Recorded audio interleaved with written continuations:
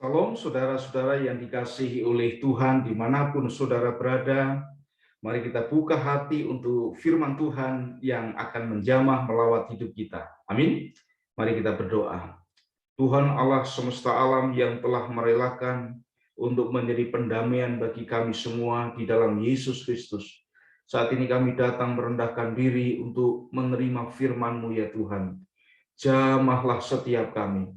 Bukakanlah pengertian dan hidup kami untuk menerima kekuatan anugerah kuasa dari firman-Mu pada saat ini. Dalam nama Yesus Kristus kami berdoa. Amin. Haleluya. Mari kita buka Alkitab di dalam 1 Korintus pasal yang ke-11. Lihat ayat yang ke-23 dan sampai ayat yang ke-26. 1 Korintus pasal 11 ayat 23 sampai ayat yang ke-26. Demikian firman Tuhan. Sebab apa yang telah kuteruskan kepadamu, telah aku terima dari Tuhan, yaitu bahwa Tuhan Yesus pada malam waktu ia diserahkan, mengambil roti dan sesudah itu ia mengucap syukur atasnya, ia memecah-mecahkannya dan berkata, inilah tubuhku yang diserahkan bagi kamu. Perbuatlah ini menjadi peringatan akan aku. Demikian juga ia mengambil cawan sesudah makan lalu berkata, cawan ini adalah perjanjian baru yang dimeteraikan oleh darahku. Perbuatlah ini setiap kali kamu meminumnya menjadi peringatan akan aku. Sebab setiap kali kamu makan roti ini dan minum cawan ini, kamu memberitakan kematian Tuhan sampai ia datang. Haleluya. Hari ini kita akan belajar bersama-sama, mendengar bersama-sama dari apa yang akan dikatakan firman Tuhan terkait dengan perjamuan kudus. Terkait perjamuan kudus, saya pastikan pasti semua saudara sudah sangat familiar tentang hal ini, sebab paling tidak 1 bulan sekali orang-orang percaya menerima perjamuan kudus di dalam ibadah. Namun hari ini kita akan mendengar bersama-sama supaya ketika kita melakukan dan menerima perjamuan kudus, kita benar-benar memahami, bukan hanya memahami, kemudian kita menerima kuasa, kekuatan yang sesungguhnya dibalik di dalam perjamuan kudus. Beberapa waktu yang lalu ada seorang hamba Tuhan yang dipakai oleh Tuhan. Saya sangat yakin bahwa pada mula-mulanya hamba Tuhan ini dipakai oleh Tuhan untuk memberitahu kepada orang-orang percaya bahwa ada kuasa yang luar biasa di dalam perjamuan kudus. Hambanya Bapak Yesaya, Pendeta Yesaya Pariaji, terlepas dari kontroversial sana-sini, tapi pada mula-mulanya saya yakin bahwa apa yang dilakukan Tuhan melalui hamba Tuhan ini adalah benar adanya bahwa Tuhan memberitahu bahwa ada kuasa di dalam perjamuan kudus. Saudaraku, oleh sebab itu mari kita bersama-sama belajar apa arti perjamuan kudus. Dan bagaimana saya dan saudara bersikap saat melakukan perjamuan kudus. Perjamuan kudus, Bapak Ibu Saudara, adalah salah satu dari antara 2 sakramen di dalam kepercayaan Kristen. Ada 2, yaitu sakramen perjamuan kudus dan sakramen baptisan air. Itu 2 sakramen yang diyakini diterima oleh kepercayaan Kristen Protestan. Beda dengan Katolik. Kalau Katolik ada 7 sakramen yang diakui. Ya, ada sakramen pembaptisan, penguatan, ekaristi yaitu perjamuan kudus, rekonsiliasi, pengurapan orang sakit, imamat, dan perkawinan. Haleluya. Tapi kita menerima hanya 2. Definisi dari apa yang disebut dengan sakramen itu apa? Sakramen dari bahasa Latin yang namanya sacramentum, yang artinya sesuatu yang rahasia atau sesuatu yang suci. Suatu perbuatan suci. sakramen. Maka dari kata ini muncul kata sakral, kata sakral, suci, wingit, ya, berwibawa, wingit. Itu namanya sakramen. Sekali lagi, sakramen artinya adalah sesuatu yang rahasia, sesuatu yang suci. Jadi ketika saya dan saudara melakukan perjamuan kudus, ini satu perbuatan, satu bagian dalam ibadah yang sangat tidak sembarangan. Ini sangat suci. Nah, apa definisi dari sakramen? Definisinya adalah sakramen adalah tanda dan meterai yang kelihatan dan suci, yang ditentukan oleh Tuhan untuk menjelaskan segala sesuatu yang dijanjikannya. Jadi, satu tanda dan meterai yang kelihatan dan suci ditentukan oleh Tuhan untuk menyatakan segala sesuatu yang Ia janjikan bagi saya dan saudara. Itu definisi dari sakramen bagi kepercayaan orang-orang Kristen Protestan. Sehingga Kristen Protestan hanya menerima 2 sakramen saja, karena 2 sakramen ini yaitu baptisan air dan perjamuan suci yang benar-benar mewakili tentang bagaimana seseorang mengawali kehidupannya di dalam Kristus dan hidup di dalam Kristus, dan perjamuan kudus yang adalah memberitakan tentang karya Kristus yang sejati, yang luar biasa bagi orang-orang percaya dan manusia ini. Nah, lalu apa makna dari perjamuan kudus? Yang pertama, Bapak Ibu Saudara, perjamuan kudus itu berbicara tentang mengingat Tuhan dan karya penebusannya. Lihat di situ, ayat yang ke-24. Dan sesudah itu ia mengucap syukur atasnya, dan ia memecah-mecahkannya dan berkata, inilah tubuhku yang diserahkan bagi kamu, perbuatlah ini menjadi peringatan akan aku. Jadi perjamuan kudus itu artinya kita mengingat Tuhan. Tuhan yang sudah menebus saya dan saudara, kita mengingat karya penebusan Tuhan. Dari perjamuan kudus ini, saya dan saudara diingatkan, diberitahu terus-menerus tentang bahwa saya dan saudara adalah orang-orang tebusan Tuhan. Tuhan sudah menebus saya dan saudara.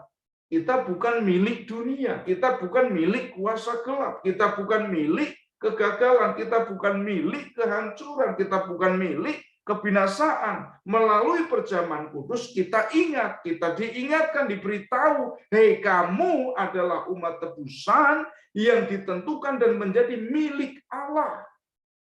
Oleh sebab itu, aplikasinya dalam hidup kita adalah kita sudah dibeli dan harganya sudah lunas, dibayar. Oleh sebab itu, muliakanlah Allah dengan tubuh kita. 1 Korintus 6 ayat 20. Kita diberitahu, saudaraku, ketika kita mengingat bahwa kita umat tebusan, Tuhan sudah menebus kita, membayar lunas harga kehidupan kita. Maka, sekali lagi perhatikan, tubuh saya dan saudara, hidup saya dan saudara bukan milik saya dan saudara sendiri. Oleh sebab itu, muliakanlah Tuhan melalui tubuh dan hidup saya dan saudara. Itu yang pertama, perjamuan kudus bicara tentang mengingat Tuhan dan karya penebusannya. Lalu yang kedua, perjamuan kudus bicara tentang perjanjian baru. Lihat ayat 25, demikian juga ia mengambil cawan sesudah makan lalu berkata, cawan ini adalah perjanjian baru yang dimeteraikan oleh darahku. Perbuatlah ini setiap kali kamu meminumnya menjadi peringatan akan aku. Haleluya. Yang kedua tentang perjanjian baru, bahwa Tuhan melalui penumpahan darahnya di Kalvari, dia memeteraikan satu perjanjian yang namanya perjanjian baru. Perjanjian baru berarti ada perjanjian lama. Ya, perjanjian lama adalah satu perjanjian yang ditumpahkan, dimeteraikan oleh penumpahan darah binatang. Tapi perjanjian baru, satu perjanjian yang dimeteraikan dengan penumpahan darah anak Allah yang hidup. Perjanjian Lama berbicara tentang ketika Musa bertemu dengan Tuhan di Gunung Sinai dengan menerima 2 loh batu sebagai hukum dan tuntunan Tuhan bagi umat Israel. Hukum ditulis di loh batu. Tapi bicara tentang perjanjian baru seperti juga dinyatakan oleh Yeremia 31 ayat 31 sampai 34 bicara tentang firman yang ditulis di dalam loh hati. Taurat Tuhan ditulis di dalam hati saya dan saudara, sehingga pengenalan akan Tuhan muncul berangkat dari hati saya dan saudara. Kita tidak lagi didorong-dorong, dipaksa-paksa, ditarik-tarik sesuatu yang dari luar, tetapi Roh Tuhan sendiri yang bertahta dalam kehidupan saya dan saudara, menuntun saya dan saudara untuk berjalan dalam pengenalan kepada Tuhan sepanjang hidup saya dan saudara. Itu arti dari perjanjian baru, bahwa hukum tidak tertulis di luar, tetapi hukum tertulis di dalam hati saya dan saudara. Di mana seseorang kemudian mengalami kelahiran yang baru. Ya, itu artinya. Jadi kalau saya dan saudara melakukan perjamuan kudus, tapi ketika saya dan saudara melakukan sesuatu untuk mengenal Tuhan, untuk setia kepada Tuhan, untuk taat kepada Tuhan, masih terus membutuhkan dorongan-dorongan dari luar, dorongan-dorongan dari orang lain, dorongan-dorongan bujukan-bujukan dari teman, untuk saya dan saudara setia, untuk saudara dan saya taat, saudara belum hidup di dalam perjanjian yang baru. Saudara dan saya masih hidup di dalam perjanjian yang lama, agamawi, setia sama Tuhan kalau ditakut-takuti, setia kalau taat kepada Tuhan kalau ditakut-takuti dengan neraka, baru ketakutan, lalu setia. Itu perjanjian lama. Tapi perjanjian baru, pengenalan dari Tuhan berangkat dari hasrat terdalam karena Roh Kudus mendorong dari dalam diri saya dan saudara. Jadi perjamuan kudus yang kedua bicara tentang perjanjian yang baru. Dan ingat ini, bahwa saudara dan saya umat perjanjian Tuhan. Ada janji-janji Tuhan yang dahsyat luar biasa ditentukan untuk terjadi dalam hidup saya dan saudara ketika kita hidup setia di dalam perjanjian. Lalu yang ketiga, perjamuan kudus bicara tentang memberitakan kematian Kristus. 1 Korintus 11 ayat 26. Di situ dikatakan, setiap kali kamu makan roti dan minum cawan ini, kamu memberitakan kematian Tuhan sampai Ia datang. Haleluya. Kita terus-menerus memberitakan, menyaksikan melalui perjamuan kudus bahwa Tuhan Yesus pernah datang dalam rupa manusia. Dan dalam keadaan kemanusiaan itulah dia mati, disalibkan.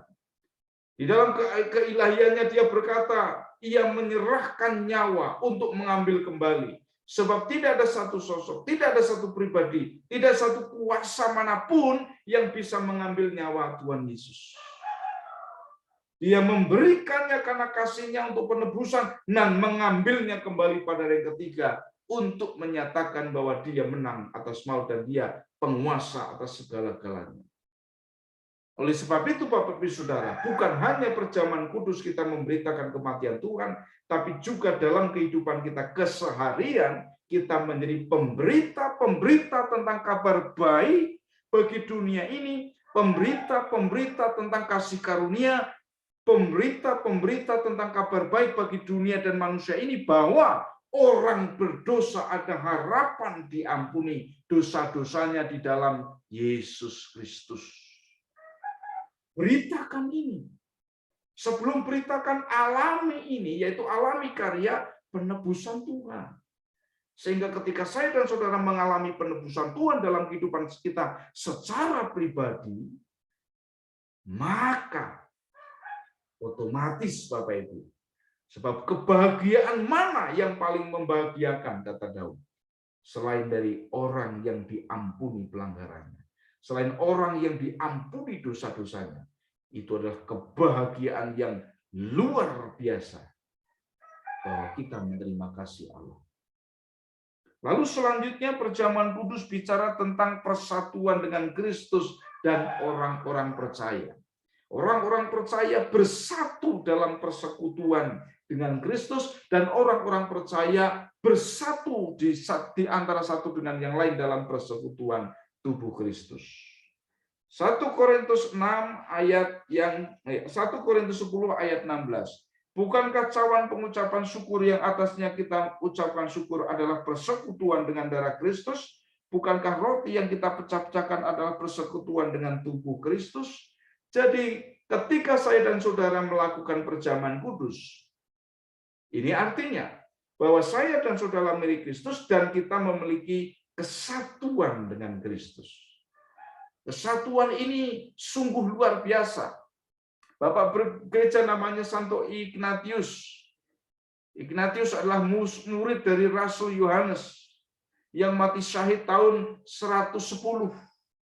Dia mengajarkan tentang kesatuan dengan Kristus, kesatuan sebagai sesama tubuh Kristus, sehingga sampai dia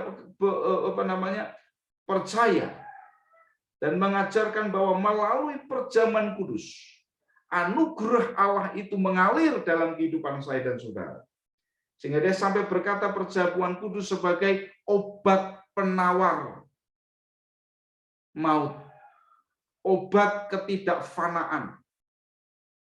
Luar biasa. Jadi artinya ketika saya dan saudara menerima roti dan anggur, di situ kita dalam ucapan syukur, doa, dan iman, kita bersatu secara nyata dengan Kristus. Dan yang kedua, bersatu sebagai tubuh Kristus. Ingat, bersatu dengan saudara-saudara seiman lainnya di dalam tubuh Kristus.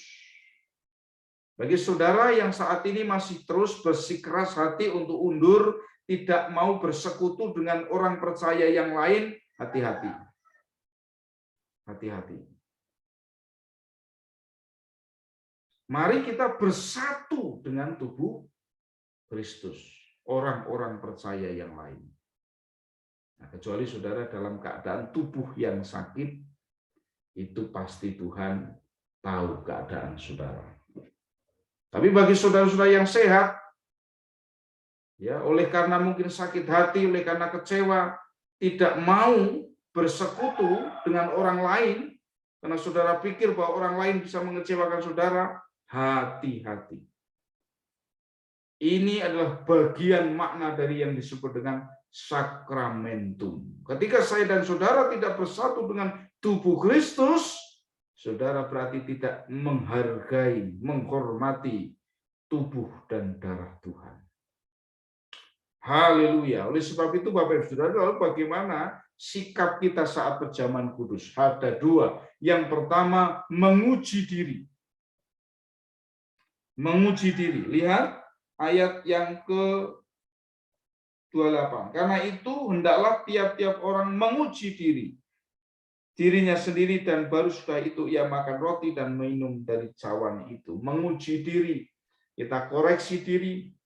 Sebelum kita menerima melakukan perjamuan kudus, kita koreksi diri, merendahkan diri di hadapan Tuhan, izinkan Tuhan memeriksa hidup kita, adakah dosa-dosa yang belum diakui, adakah kepahitan, kebencian, kecewa yang masih terus kita pelihara. Uji diri. Sebab kalau saya dan saudara tidak menguji diri, kita melakukan perjamuan kudus dengan cara yang tidak layak. Jika kita melakukan perjamuan kudus dengan cara yang tidak layak, perjamuan kudus mendatangkan hukuman. Lalu yang kedua, Bapak Ibu Saudara, mengakui tubuh Tuhan.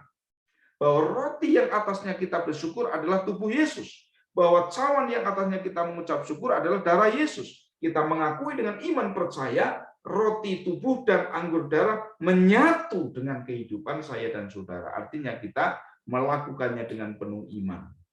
Dua hal ini yang harus kita miliki sebagai sikap persiapan ketika kita akan menerima perjamuan kudus, menguji diri dan mengakui tubuh dan darah Tuhan.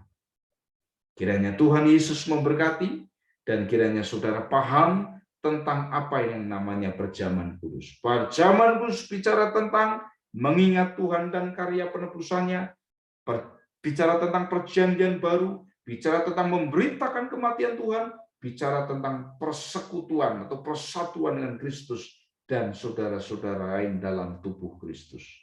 Tuhan memberkati. Amin. Haleluya. Terima kasih Tuhan untuk anugerah-Mu hari ini. Kami dibawa diajar untuk belajar tentang apa yang disebut dengan perjamuan kudus sebagai sakramen. Tuhan memberkati setiap anak-anak-Mu, dan kiranya setiap kali anak-anak-Mu ini melakukan sakramen perjamuan kudus, mujizat kekuatan surgawi dinyatakan dalam kehidupan masing-masing umat-Mu ini. Dalam nama Yesus, berkati Tuhan anak-anak-Mu yang sakit, yang dalam beban-beban yang berat, yang dalam belenggu-belenggu. Tuhan, nyatakan anugerah-Mu saat ini. Dalam nama Yesus kami mohon. Haleluya, haleluya. Saudara, angkat tangan, terimalah berkat Tuhan. Damai sejahtera dari Bapa, kasih karunia dari Tuhan Yesus, persekutuan dengan Roh Kudus menyertai hidup saudara sekarang sampai selama-lamanya. Maranatha, Tuhan datang kali yang kedua. Dalam nama Yesus, mari yang terima berkat Tuhan katakan, amin. Amin. Puji Tuhan, haleluya. Amin.